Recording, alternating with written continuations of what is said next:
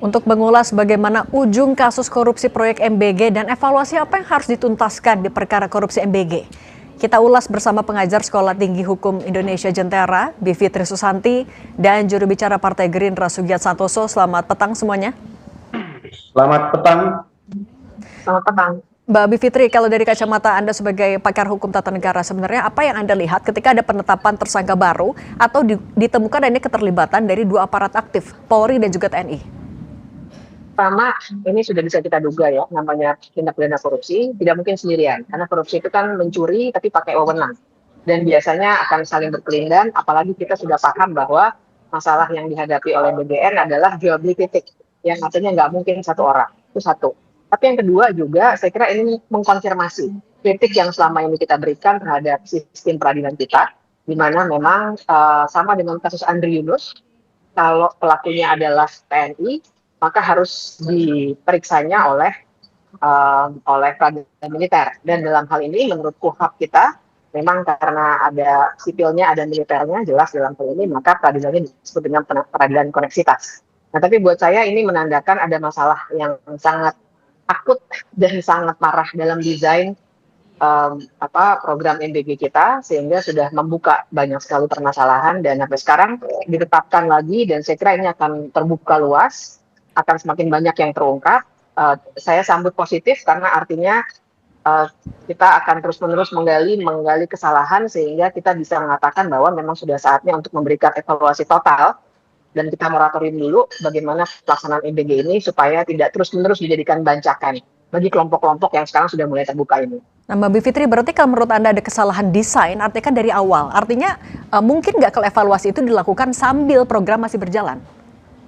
Menurut saya tidak mungkin, karena percayalah, selama tidak dihentikan terlebih dulu, maka apa yang saat ini sedang dibongkar, ini akan terus-menerus terjadi. Ya, jangan lupa bahwa yang dipermasalahkan mulai dari titik, kemudian tadi juga food tray Oke, kita nanti sambung lagi komunikasi dengan Mbak Bivitri, tampaknya ada gangguan komunikasi. Ternyata bermasalah. Oke, sebentar Mbak Bivitri, saya ke Pak Sugiat dulu kalau gitu. Pak Sugiat, tadi kalau kata Mbak Bivitri harus diberhentikan total dulu agar tidak ada kasus yang terus berlanjut. Kalau menurut Anda sebenarnya ketika instruksi evaluasi total itu disampaikan oleh Presiden Prabowo, termasuk menghentikan dulu atau enggak? Mungkin nggak itu dilakukan?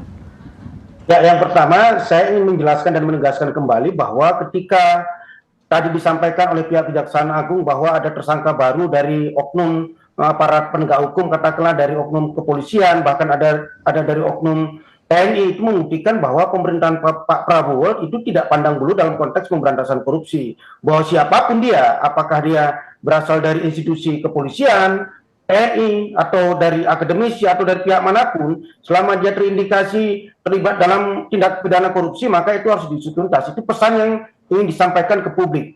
Yang kedua, saya pikir tapi kita tidak boleh tidak adil juga mengatakan bahwa kalau oknum TNI, oknum kepolisian itu dijadikan sebagai pejabat publik di tingkat sipil seperti itu. Toh ketika kepala BGN-nya dipimpin oleh tokoh sipil, Pak Dadan itu kan sipil ya, bahkan dia guru besar, akademisi, terlibat juga dalam tindak pidana korupsi. Kita tidak bisa mengeneralisasi misalnya bahwa ya itulah kalau kepolisian, itulah kalau TNI dikasih jabatan sipil, tidak seperti itu. Buat siapapun itu, kalau memang sistemnya tidak membangun sistem yang kehati-hatian dalam konteks pengelolaan anggaran, apakah sipil, apakah akademisi, apakah TNI, bahkan seorang aktivis pun, kalau sistemnya bisa memberi celah terhadap tindak pidana korupsi, saya pikir mereka akan berpeluang melakukan itu.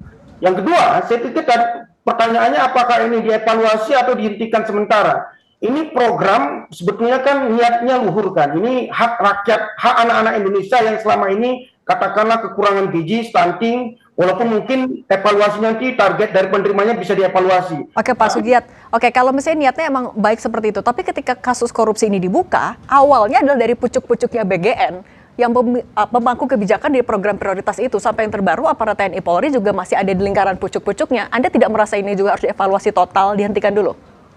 Ya begini, kalau logika itu diberlakukan ke program-program yang lain, misalnya kalau itu kan logikanya begini, kalau kita sedang menanam padi di sawah, lalu ada tikus menggerogoti padi tersebut, logikanya apakah kita menghentikan proses tanam-menanam kita, sementara kebutuhan kita akan padi itu masih sangat besar misalnya. Atau misalnya kalau ada proyek infrastruktur, ketika ada satu proyek infrastruktur itu ternyata ada oknum dari pejabat Kementerian Infrastruktur itu melakukan korupsi, apakah proyek itu dihentikan sementara proyek itu menjadi kebutuhan rakyat. Betul bahwa kita akan melakukan evaluasi total, tapi jangan sampai mengorbankan hak rakyat, apalagi hak anak-anak Indonesia yang sangat membutuhkan dari program MBG ini. Misalnya anak-anak yang orang tuanya susah, dari 3T dan sebagainya. Oke, kalau misalnya logikanya adalah ini dibutuhkan juga oleh rakyat banyak, Mbak Bivitri, apakah sebenarnya penjelasan dari Pak Sugiat ini masih bisa dimengerti dengan tidak menghentikan dulu program MBG?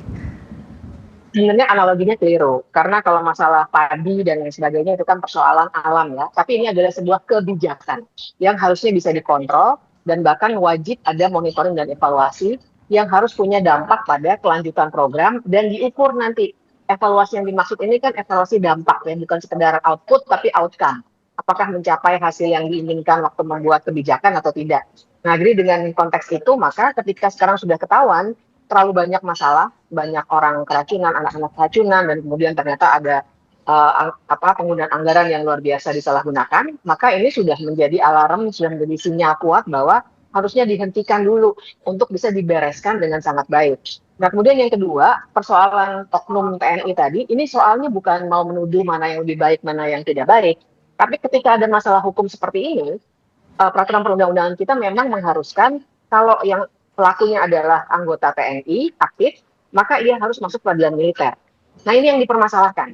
Karena artinya peradilan militer dan sekarang konteksnya adalah tentu saja koneksitas. Tapi kan ini jadi permasalahan besar. Karena artinya ada inequality before the law. Sebenarnya itu yang dikritik, bukan soal siapa yang lebih baik dari yang lain. Nah, artinya secara keseluruhan memang mulai dari personilnya, kompetensi personil, bahkan sampai dengan bagaimana anggaran dibuat dan kemudian dipergunakan, dan monitoring dan evaluasinya harusnya total diperbaiki. Nah, itu yang menyebabkan karena magnitudenya sangat besar, maka memang harus dimoratorium dulu, baru kemudian bisa dilakukan evaluasi yang menyeluruh. Kalau tidak, ini akan Oke. Pak Sugiat, penangkapan berturut-turut ini kan juga cakupan kasus korupsinya luas, dari motor listrik, jual beli titik SPPG, sampai ompreng juga jadi celah korupsi. Mbak Bivitri, sorry. Pak Sugiat, artinya dengan cakupan yang luas begitu dari Partai Gerindra, bagaimana Anda akan menutup celah-celah korupsi yang ternyata jadi celah dari pejabat bagiannya sendiri? Bagaimana Anda melakukan itu? Ya, kalau dalam konteks evaluasi, sesungguhnya kan pemerintahan Pak Prabowo dalam konteks pemberantasan korupsi di BGN ini sudah melakukan evaluasi sejak, bahkan ketika kasus ini belum masuk ke Kejaksaan Agung. Ini kan sebelum ditersangkakannya Kepala BGN dan 2 wakil Kepala BGN itu kan Pak Prabowo sudah mendapat informasi terkait dengan penyelewengan dari penggunaan anggaran di proyek MBG ini. Lalu kemudian beliau memecat Kepala BGN dan 2 wakil Kepala BGN. Itu kan bagian dari proses evaluasi dan katakanlah melantik Kepala BGN yang baru. Memang betul bahwa saya sepakat dengan apa yang disampaikan oleh Mbak Fitri Susanti bahwa harus ada evaluasi total dalam konteks sistem pengelolaan anggaran katakanlah, dan semuanya bisa kita evaluasi total. Tapi yang paling penting, ya proses ini harus tetap dijalankan, proses proyek ini kan. Karena kan ya sekali lagi bahwa tujuan dari MBG ini Mbak, katakanlah kalau yang keracunan itu mungkin bisa dilihat datanya berapa, dengan yang sudah menerima itu tidak mengalami dampak apapun, bahkan mungkin